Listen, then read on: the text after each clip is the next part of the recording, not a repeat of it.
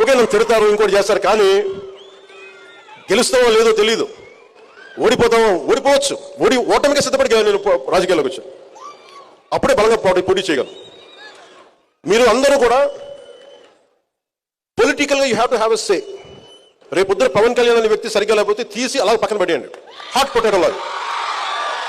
అని మీకు ఎందుకు చెప్తున్నానంటే, మీ భవిష్యత్తు ఎవరు నచ్చలేకపోయినా you have to have a say in day to day political affairs. అది మీరు రాజకీయాల్లోకి రావక్కర్లేదు, కానీ you have to have a say.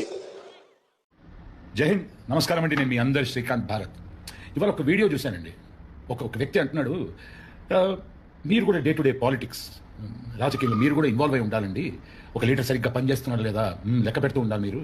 And by chance నేను సరిగ్గా పనిచేస్తే పీక్ పారేయాలండి, లైక్ హాట్ పొటాటో అన్నాడు. ఇట్లాంటి అత్యున్నత భావాలు, ఆలోచనలు ఉన్న ఒక లీడర్ నాకు పరిచయం, నాకు తెలుసు, ఆయనతో నేను పనిచేశానని చెప్పడానికి గర్వపడుతున్నానండి.